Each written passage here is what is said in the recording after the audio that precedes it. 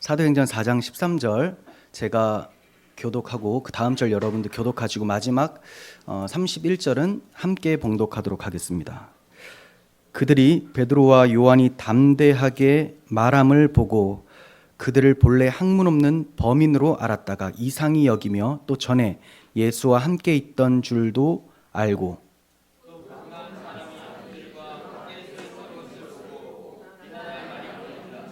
명하여 공회에서 나가라 하고 서로 의논하여 이르되 사람들을 어떻게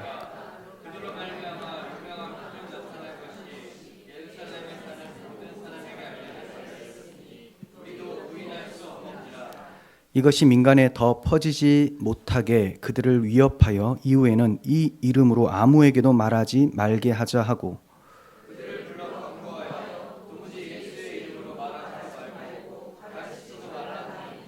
베드로와 요한이 대답하여 이르되 하나님 앞에서 너희의 말을 듣는 것이 하나님의 말씀을 듣는 것보다 옳은가 판단하라. 관리들이 백성들 때문에 그들을 어떻게 처벌할지 방법을 찾지 못하고 다시 위협하여 놓아주었으니 이는 모든 사람이 그 된 일을 보고 하나님께 영광을 돌림이라. 제사장들이 노임에 그 동료에게 가서 제사장들과 장로들의 말을 다 알리니 그들이 듣고 한 마음으로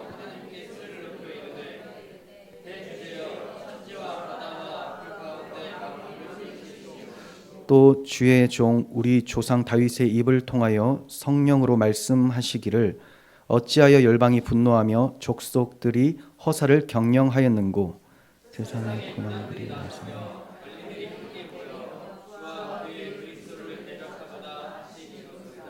과연 헤롯과 번디오 빌라도는 이방인과 이스라엘 백성과 합세하여 하나님께서 기름 부으신 거룩한 종 예수를 거슬러 하나님의 권능과 뜻대로 이루려고 하신 것을 행하려고 이 성에 모였나이다. 주여 이제도 그들의 위협함을 굽어 보시옵고 또 종들로 하여금 담대히 하나님의 말씀을 전하게 하여 주시오며 손을 내밀어 병을 낫게 하시옵고 표적과 기사가 거룩한 종 이름으로 이루어지게 하옵소서 하더라. 함께요. 빌기를 다음에 모인 곳이 진동하더니 무리가 다 성령 충만하여 담대히 하나님 말씀을 전하니라. 아멘.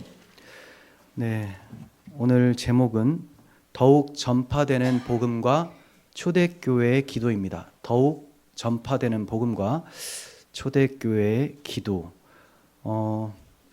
오순절에 성령이 강림했습니다. 그러자 성령께서는 사도들의 입을 도구로 삼아서 주 예수 그리스도의 십자가와 부활하심, 그분이 너희들이 죽였으나 하나님께서 다시 살리신 하나님의 아들 구원자시다라는 것을 마음껏 선포하셨어요. 이렇게 복음을 선포하니 우리가 어찌할꼬 하면서 탄식하며 회개하고 예수 그리스도를 믿는 사람들이 3,000명, 5,000명 이렇게 늘어나기 시작을 했습니다. 그리고 또 사람들이 사도들의 표적, 즉 날 때부터 걷지 못하는 자를 고치신 사건, 주 예수 그리스도의 이름으로 일어나 걷게 한 사건을 보면서 너무 놀라워하며 사도들에게 모였을 때 또 사도들이 복음을 증거하기 시작을 했습니다. 이렇게 복음 설교를 듣고 있는 무리 가운데에 종교 지도자들도 찾아와서 그것을 듣더니 이 사람들을 잡아가야 되겠다라는 판단을 하게 됩니다. 많은 사람들이 변화가 일어나고 예수 그리스도를 믿고 있는데 저들은 오히려 이것을 불편해하면서 체포하고 또 감옥에 가둬두는 일들을 벌이게 되었죠.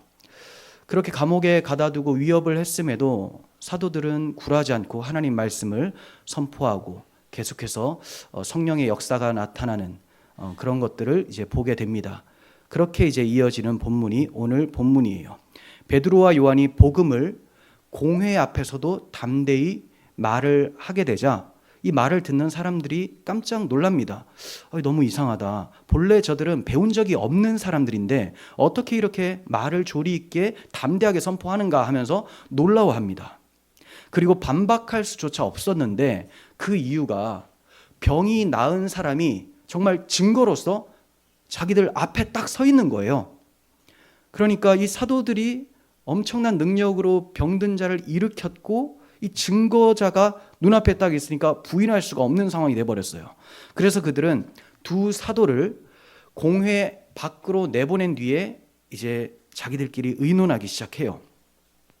저 사람들 어떻게 하면 좋을까요? 저들이 그 유명한 표적을 행한 것을 예루살렘 사람이라면 다 알고 있는데 우리도 이것을 부인할 수 없지 않소? 이렇게 얘기를 합니다. 분명히 저들이 뭐라고 얘기했냐면 저 유명한 표적을 행한 것을 이렇게 얘기를 했어요. 표적 행한 것을 다 알고 있으니 우리도 부인할 수 없다. 표적, 기적이 아닙니다. 그러니까 저들은 이 놀라운 일이 예수 그리스도께서 하나님의 아들이시라는 것을 나타내는 사인이라는 것을 그들도 알고 있었다라는 거예요. 자, 이렇게 저 유명한 표적을 예루살렘 사람들이 다 알고 있고 우리도 부인할 수 없다. 그렇다면 뭐 해야 될까요? 부인할 수 없으면 믿으면 되죠. 믿으면 되는데 우리가 어떻게 할까 하면서 의논을 하고 있습니다. 분명히 믿으면 구원에 이른다고 성경은 말씀합니다. 내가 만일 내 입으로 예수를 주로 시인하며 또 하나님께서 그를 죽은 자 가운데서 살리신 것을 내 마음에 믿으면 구원을 받으리라 라고 증거를 하고 있습니다. 회개하고 그리스도를 믿으면 될 것인데 죽어도 예수는 믿고 싶지 않다라는 것이 저들의 결론이었습니다. 그래서 그들은 이것이 민간에 더 퍼지지 못하게 그들을 위협하여 이후에는 이 이름, 예수 이름이죠. 이 이름으로는 아무에게도 말하지 말게 하자 하고 그들에게 경고를 하며 더 위협해서 도무지 이 예수의 이름으로 말하지도 말고 가르치지도 말라라고 말을 합니다. 얼마나 완악합니까? 지금 온 백성들이 다 주 예수 그리스도의 복음을 듣고 변화되고 있는데 종교 지도자들은 아주 강팍한 거예요. 저들이 더 퍼지지 못하게 위협한 이유가 뭐냐면 자기들의 권력을 지키기 위해서입니다. 자기들의 권력. 지금까지 자기들이 종교의 지도자, 머리였어요.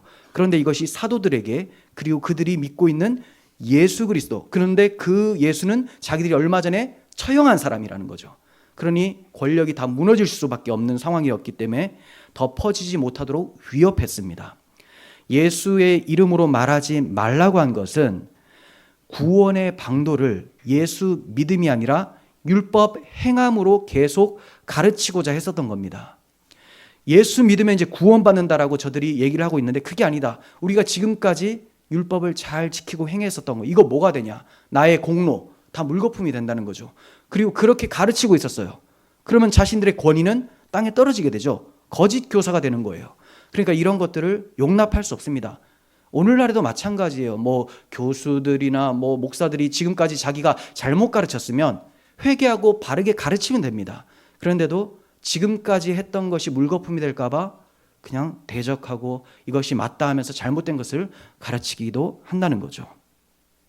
지금 종교 지도자들이 사도들을 대적하고 있지만 더 원론적으로는 누구를 대적하는 것이냐면 저들의 입을 사용하고 계시는 성령님을 대적하고 있었던 거예요.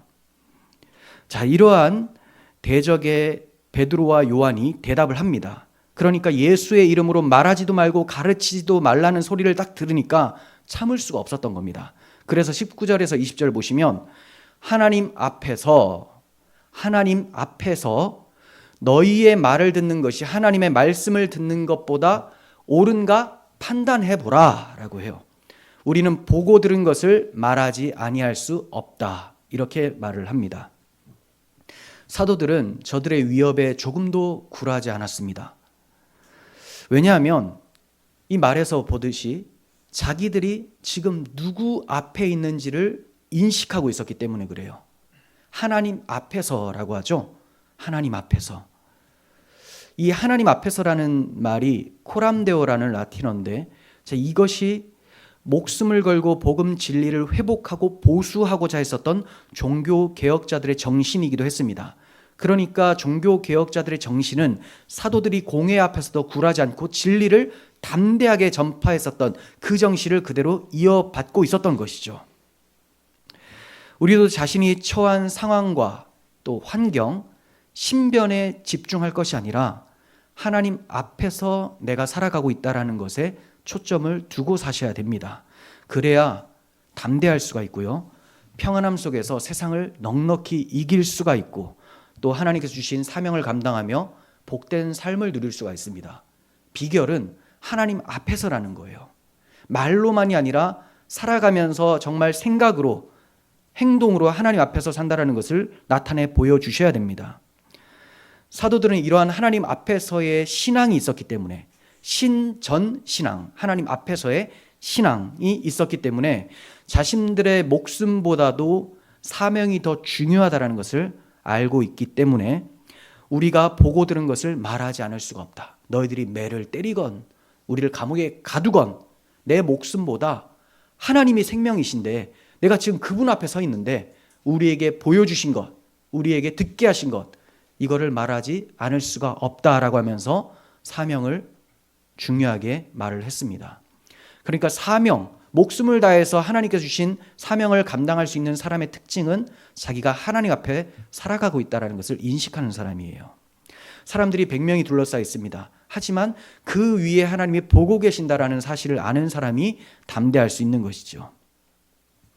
온 백성들이 못 걷는 자를 고친 놀라운 사건을 보고 하나님께 영광을 돌리고 있었으므로 그들은 두 사도를 처벌할 방도를 찾지 못했습니다.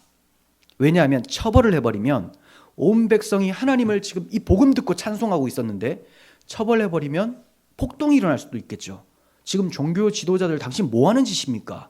지금 이 병 나은 사람을 눈으로 똑똑히 보고 있지 않습니까? 그런데도 하나님을 대적할 셈입니까?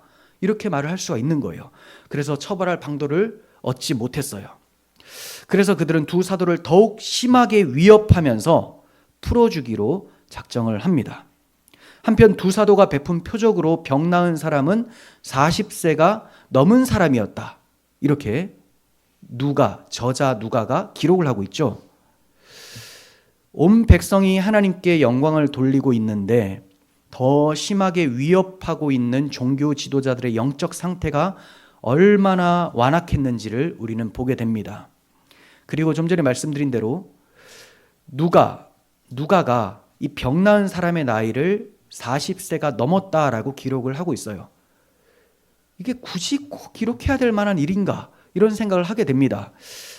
누가가 이걸 기록할 때 실제 나이를 알게 해주려는 역사적 사실 기록의 목적을 둔 것이 있겠지만 이것뿐만이 아니라 구속사적인 상징적 의미도 있다고 저는 보여져요.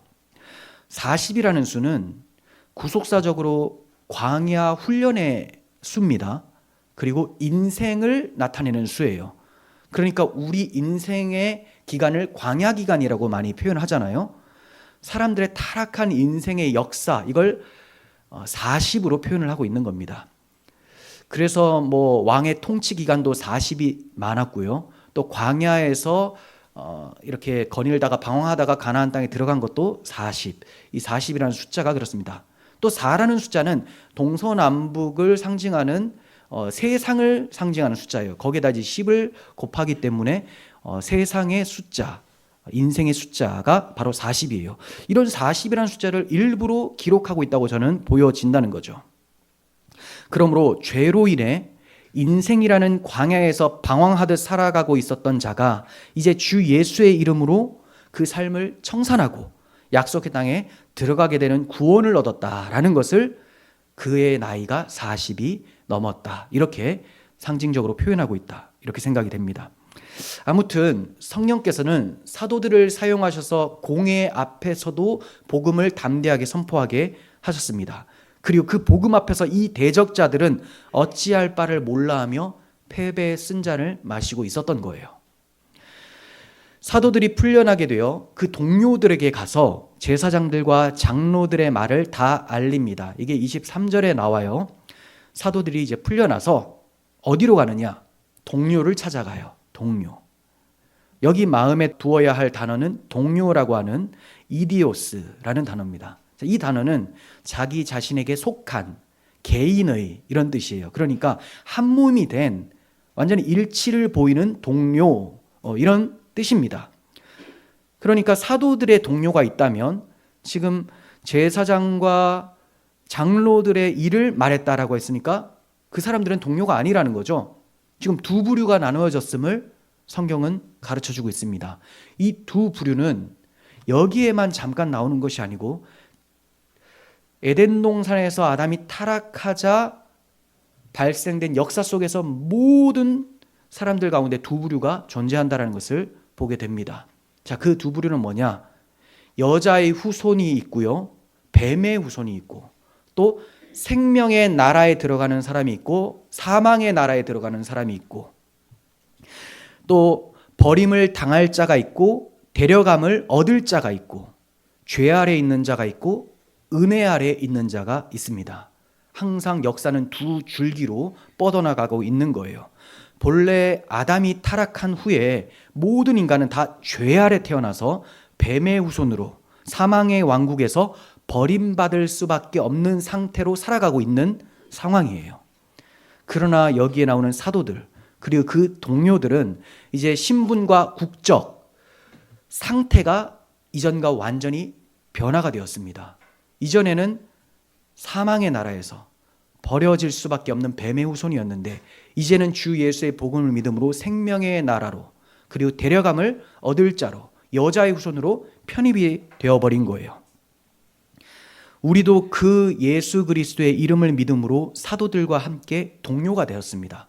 그러니까 이전의 삶이 청산되었고 변화된 사람, 새 사람, 새로운 피조물이라고 하죠.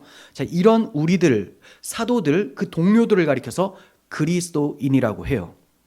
그러니까 그리스도인은 완전히 변화가 일어나는 사람들이에요.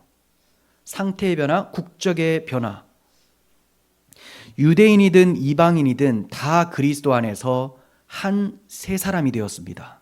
그래서 바울 사도는 이러한 믿는 이방인들을 향해서, 그러므로 이제부터 너희는 외인도 아니요 나그네도 아니요 오직 성도들과 동일한 시민이요 하나님의 권속이라, 이렇게 말을 했습니다.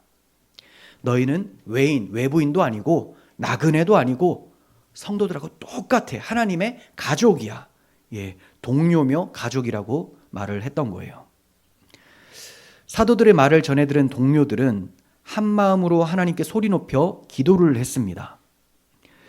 그들은 동료였고 한 마음이 되었어요.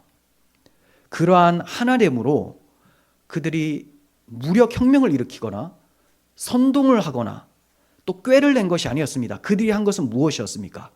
일치를 보이자 기도를 해요. 기도. 사람들이 많이 모이고 한 마음이 되면 보통은 저 어떻게 하면 저거 없애버릴까 하면서 무력혁명을 꾀하거든요. 선동을 꾀해요. 하지만 이들은 기도를 했다는 거예요. 기도. 성도들이 한 마음을 모여서 해야 될 일은 기도입니다. 초대교회 성도들이 그처럼 담대할 수 있었던 비결은 하나님 앞에서 한 마음으로 기도한 거였어요. 그들은 항상 한 마음으로 한 아버지께 기도를 하면서 세상이 감당할 수 없는 믿음의 능력을 계속 공급받고 있었습니다. 그래서 기도를 호흡이라고도 표현하죠. 생명줄이라고 해요. 이게 끊어지면 나의 생명도 끊어지게 되고, 호흡하지 못하면 힘을 쓸 수도 없습니다. 죽은 자처럼 살게 되다가 결국은 망하게 되는 것이죠. 하지만 초대교회는 그렇게 하지 않고 한 마음으로 계속해서 기도하기를 열심을 다했습니다. 지금 우리는 사도행전 4장에 이르기까지 초대교회 성도들이 얼마나 기도를 중요하게 여기는지에 대해서 살펴보았어요. 한번 떠올려 보면 사도행전을 시작하는 1장에서는 더불어 마음을 같이하여 오로지 기도에 힘쓰더라, 이런 표현을 보았었고요. 2장에서는 그들이 사도의 가르침을 받아서 서로 교제하고 떡을 떼며 오로지 기도하기를 힘쓰더라. 또 3장에 넘어가면 제9시 기도 시간에 베드로와 요한이 성전에 올라갈세 하면서 기도 시간을 정해놓고 열심히 하고 있었던 것을 보게 되죠. 자, 그리고 이제 4장에서도 한 마음으로 하나님께 소리 높여 기도하고 있는 모습을 대하게 됩니다. 그러니까 4장에 이르기까지 1, 2, 3, 4장에 다 강조하고 있는 것이 기도였다는 거죠. 성령이 임해서 복음을 선포하게 되고 담대할 수 있었는데 그 가운데는 기도가 들어가고 있었다는 거죠. 내가 기도했더니 성령이 임한다, 이런 건 아니지만 성령께서 기도하게 하심으로 우리의 기도를 사용하셔서 성령의 일을 계속 진행하도록 하셨던 거예요. 그러니까 기도하지 않는 사람들은 성령의 일에 참여하지 못하는 사람이 되는 거고요.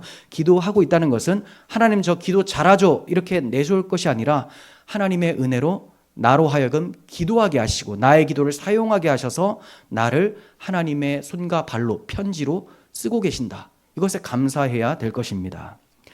자, 그러면 초대교회 성도들이 그토록 중요하게 여긴 기도, 자, 그 기도는 어떤 기도였을까요? 그냥 기도 시간을 길게 하는 그런 기도였을까요? 24시간 기도 운동 막 이런 거 있잖아요. 정말 그런 기도였을까?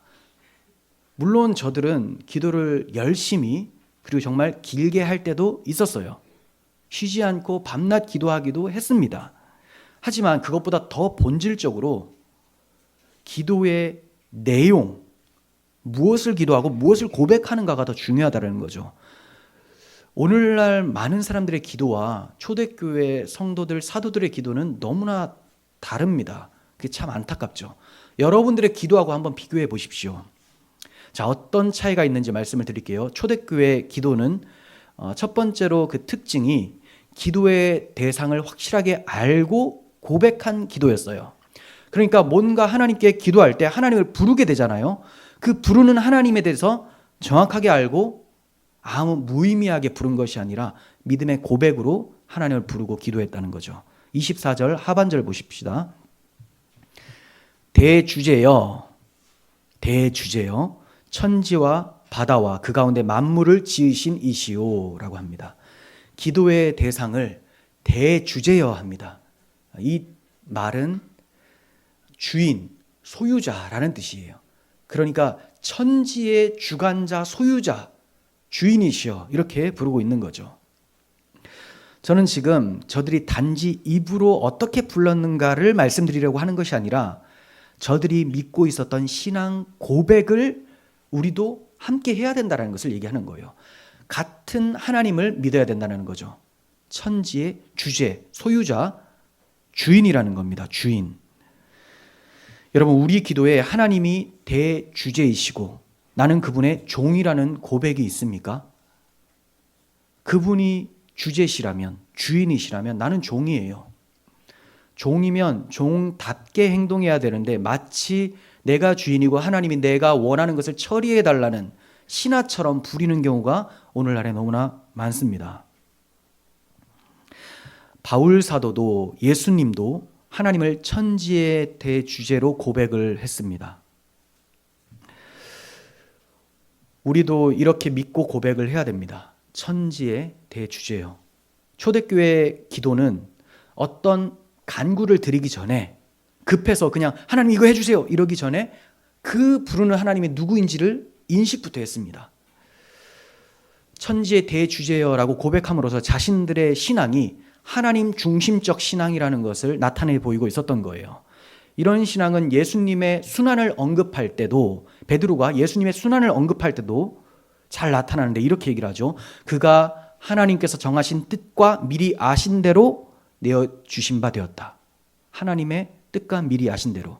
그러니까 예수님이 십자가에서 고난받아 죽으시는 것도 다 하나님의 주권, 하나님의 뜻이었다라고 하면서 하나님 중심적 신앙임을 나타내 보였습니다. 주님의 순환은 하나님의 뜻을 따라 되어진 일이었어요. 사도들은 이것을 알고 믿었기 때문에 모든 일을 하나님의 뜻대로 이루어질 것이라고 믿으면서 하나님께 자신의 삶을 의탁할 수 있었던 것입니다. 이런 사도들의 신앙은 이미 구약시대의 선조들로부터 계속 고백되어졌던 신앙이에요. 자, 시편 123편 봅니다. 하늘에 계시는 주여, 내가 눈을 들어 주께 향하나이다. 상전의 손을 바라보는 종들의 눈같이, 여주인의 손을 바라보는 여종의 눈같이 우리 눈이 여호와 우리 하나님을 바라보며 우리에게 은혜 베풀어 주시기를 기다리나이다. 구약의 선배들도 하나님이 나에게 도움을 주지 않으면 나는 아무것도 할 수 없는 그냥 종일 뿐입니다. 상전의 손을 바라보는 종처럼, 여주인의 손을 바라보는 여종들처럼 하나님을 바라보았다는 거죠. 하나님 중심적 신앙. 우리는 무슨 일을 할 때 하나님께 구하지 않고 내가 마치 주인인 양 내 뜻대로 기도하지도 않고 행하는 경우가 너무 많습니다. 그리고 안 되면 왜 이런 일이 발생되었냐고 따지기까지 합니다. 이런 신앙이 아니라 항상 하나님께 먼저 묻고 하나님이 주인, 나는 종이라는 사실을 기억하고 기도함으로써 일을 하시기를 바랍니다. 자, 둘째로 초대교회 기도는 하나님의 말씀을 붙잡고 한 기도였어요. 하나님 말씀을 붙잡고 한 기도. 25절, 26절 봅니다. 또 주의 종 우리 조상 다윗의 입을 통하여 성령으로 말씀하시기를 어찌하여 열방이 분노하며 족속들이 허사를 경영하였는고 세상의 군왕들이 나서며 관리들이 함께 모여 주와 그의 그리스도를 대적하도다 하시니로소이다. 네, 사도들이 지금 시편 2편의 말씀을 인용하면서 기도를 하고 있는 거예요. 그러니까 아무렇게나 기도하는 것이 아니라 말씀을 붙잡고 기도를 하는 거죠. 기도는 하나님의 뜻대로 구해야지 기도입니다. 이 기독교 기도는 내가 원하는 대로 기도하는 것이 기도가 아니고요. 하나님의 뜻대로 구해야 기도예요. 그러면 하나님의 뜻은 어디에 나타나 있느냐? 하나님께서 계시하신 기록된 말씀이죠. 그래서 말씀에 입각해서 기도하는 것이 하나님의 뜻대로 하는 기도고 이것이 기독교적 기도라는 거예요. 자, 우리는 내 뜻을 관찰하는 데 초점을 둘 것이 아니라 하나님의 뜻을 성경을 통해서 먼저 깊이 묵상하고 알고 하나님 뜻대로 이루어지기를 구해야 할 것입니다. 그리고 내가 다른 뜻을 가지고 있었다면 기도하면서 나의 뜻이 변화되기를 기도하셔야 되는 것이죠. 자, 셋째로 초대교회의 기도는 펼쳐진 이러한 상황들이 모두 하나님의 말씀대로 이루어진 것이라는 것을 믿는 기도였어요. 모든 상황은 하나님의 말씀대로 이루어진 것이다. 이걸 믿고 기도했습니다. 27절에서 28절 과연 헤롯과 본디오 빌라도는 이방인과 이스라엘 백성과 합세하여 하나님께서 기름 부으신 거룩한 종 예수를 거슬러 하나님의 권능과 뜻대로 이루려고 예정하신 그것을 행하려고 이 성에 모였나이다. 과연 하죠. 과연. 그리고 끝에 하나님의 권능과 뜻대로 이루려고 예정하신 그것을 행하려고. 그러니까 앞에서 펼쳐지는 이런 위협받는 것, 감옥에 갇히는 것, 이것이 하나님께서 뜻하신 대로 예정하신 것이 이루어진 것이다. 이렇게 지금 고백을 하고 있죠. 지금 사도들은 자신들의 펼쳐진 상황도 하나님의 뜻이고요. 또 자신들이 어떠한 일을 계속 당하게 될 것까지도 말씀대로 이루어질 것을 내다보고 있는 신앙을 가지고 있었어요. 자신들에게 유익한 말씀만 믿는 것이 아니라 박해를 당하리라는 불리한 말씀도 믿고 기도를 하고 있는 거예요. 오늘날 교인들이 하나님 말씀, 이 66권을 그대로 다 믿는 것 같습니까? 그렇지 않은 모습이 많이 보여져요. 믿는다고 고백을 하겠지만 사실상 그게 연말에 송구영신 예배 때 보면 탈로가 나죠. 말씀 카드 뽑기 했다가 이상하면 다시 집어넣잖아요. 이 말씀은 나에게 이루어지지 않았으면 좋겠다라는 거잖아요. 10장을 뽑아도 다 아멘이고 뭘 뽑습니까? 이거 올해도 이거 한 권 뽑고 내년에도 뽑고 이래야 되는데 요거 하나 뽑고 이거 바꾸면 안 돼요? 정말 있었던 사례입니다. 제가 강도사 때 청년이 제가 뽑았는데 제게 더 마음에 드는지 강도사님 바꾸면 안 돼요 해서 제가 엄청 혼냈는데 무슨 신앙이 그러냐. 우리는 이렇게 사도들은 모든 것이 다 하나님의 뜻대로 이루어지고 심지어 자기들이 매 맞고 갇히고 죽을 것까지도 하나님의 뜻대로 이루어질 것을 믿고 기도를 했는데 오늘날은 그렇지 않은 모습을 많이 보게 됩니다. 나아가서 사도들은 저 대적자들이 경영하는 것이 계획을 도모하는 것이 허사로 돌아갈 것까지도 믿고 있었어요. 그러니까 저들은 아직 이루어지지도 않은 상황에서 어떻게 이루어질 것인지 자신의 삶이 어떻게 펼쳐질 것인지를 알고서 당하고 있는 거예요.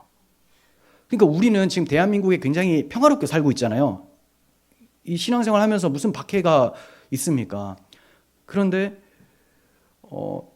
조금만 박해 지역 국가 같은 데 가면 자신들의 삶이 굉장히 위험하다는 걸 다 알고 있죠. 그러니까 오늘날 대한민국 사람들은 안전불감증, 영적 안전불감증에 걸린 상태예요. 근데 하나님 말씀을 보면 기독교인은 원래 복음 때문에 고난을 당한다고 적혀 있단 말이에요. 그거를 대비하는 것이 성도입니다. 그 대비한다는 것이 다른 것이 아니라 영적으로 무장하는 거죠.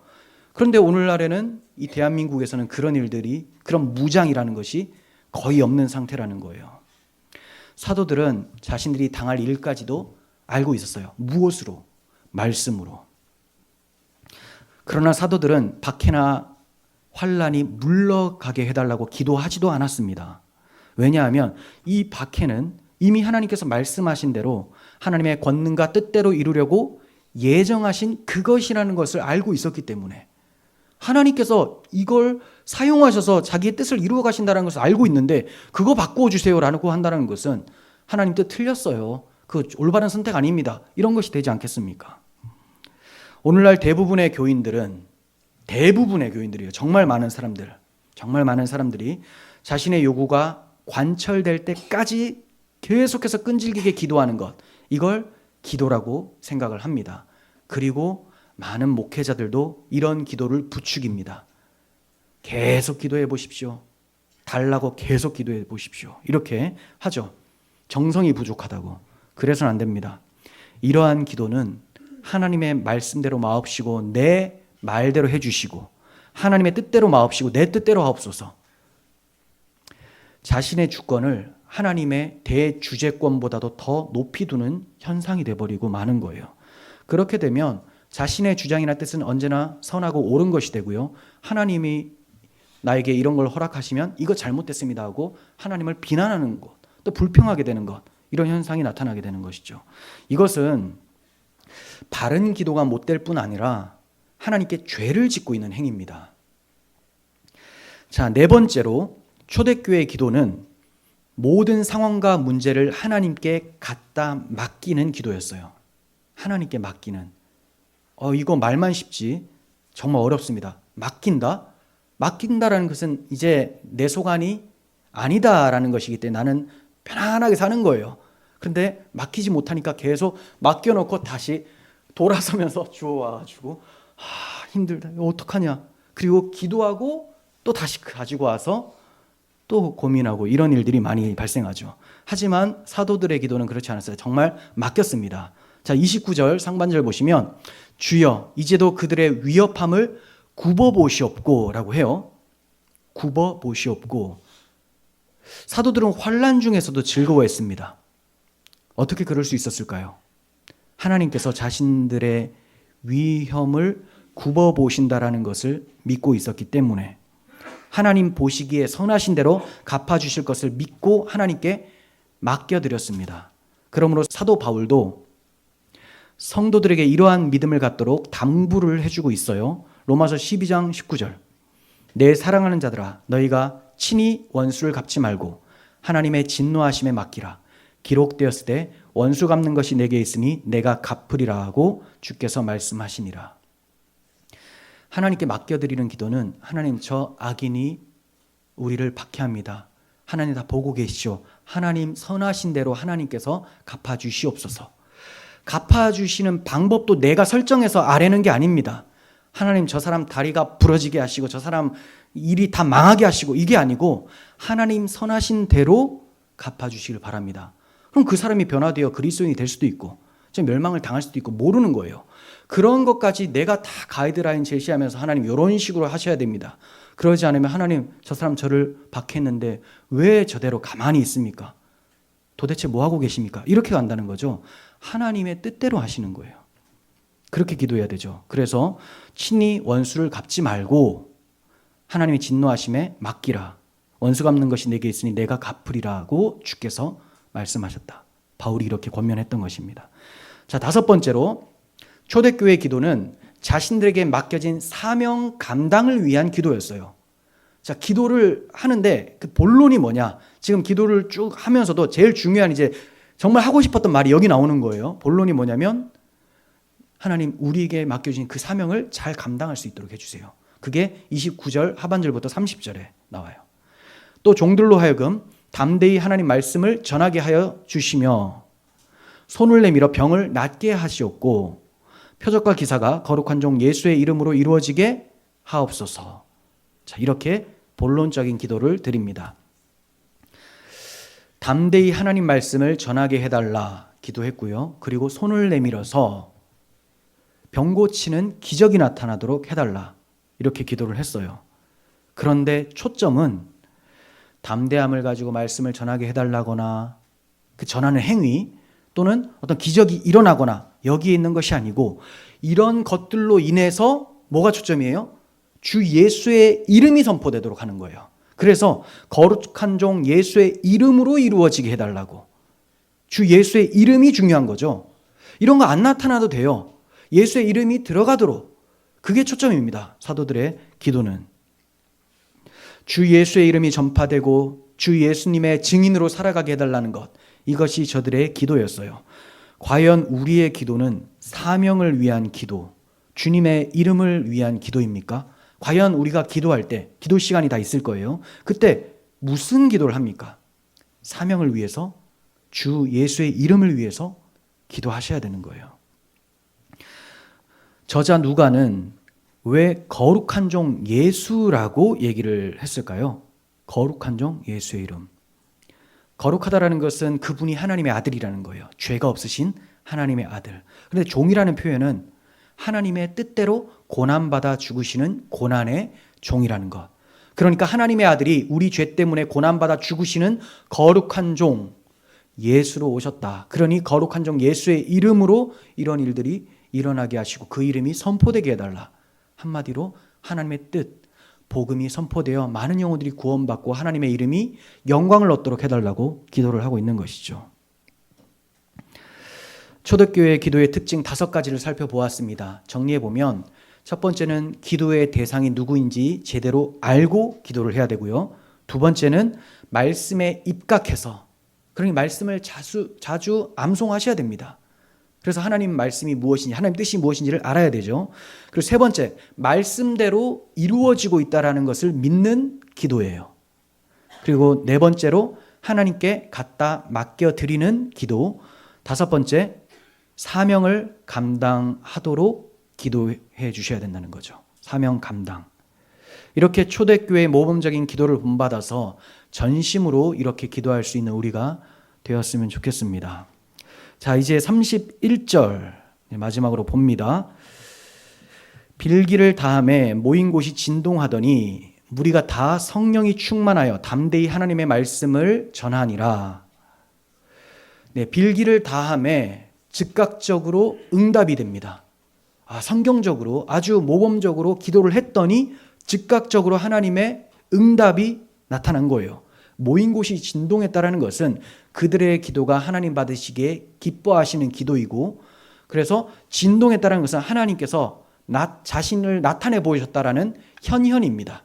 네, 그래서 시내산에서 하나님께 나아갔을 때 하나님이 응답하시면 땅이 막 진동하고 이런 일들이 있었거든요. 이것과 같이 신약 시대 그 사도 시대에도 기도를 했을 때 땅이 진동하는 일, 하나님께서 응답하시고 하나님 자신을 나타내 보이시는 일이 있었던 것이죠.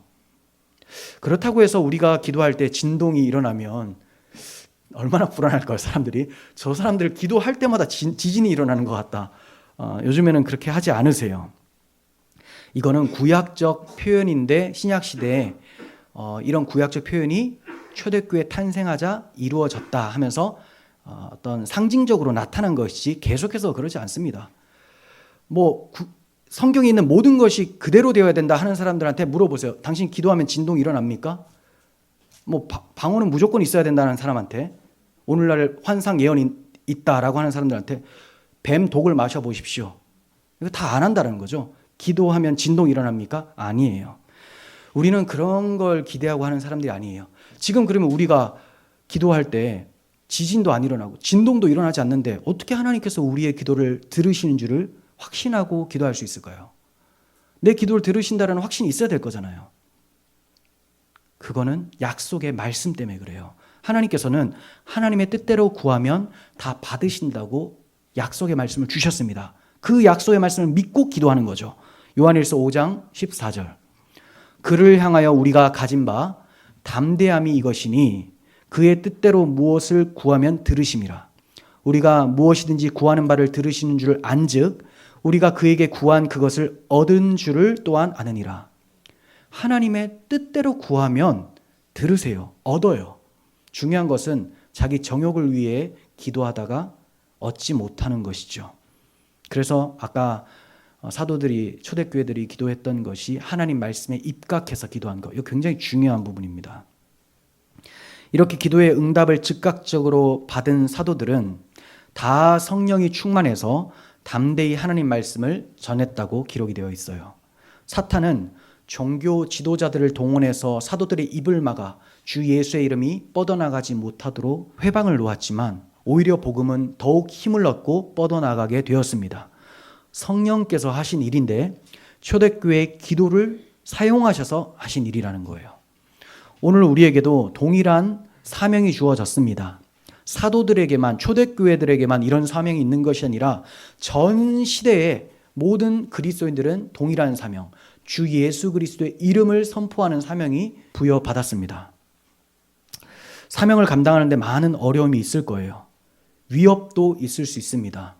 그러나 하나님 앞에서 신앙을 지키며 모든 것을 하나님께 맡겨드리고 기도하는 우리가 되었으면 좋겠습니다. 전쟁은 우리의 것이 아니라 하나님께 속한 것입니다. 주님의 복음은 힘을 얻고 전 세계로 계속 뻗어나갈 거예요. 2000년 역사가 지금까지 말해주듯이 기독교가 많은 박해를 당했지만 기독교의 복음은 전 세계적으로 계속 뻗어나갔고 이제 미전도 종족이 별로 많지 않은 상황에 이르렀습니다.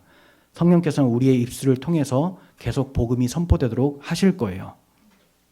이를 위해서 기도하시고 성령 충만하여 담대히 사명 잘 감당하시는 밝은빛 성도님들 되시기를 소원합니다. 기도하겠습니다. 하나님 아버지, 사도들이 담대히 마땅히 해야 될 말을 전했습니다. 우리도 그 말을 맡았습니다.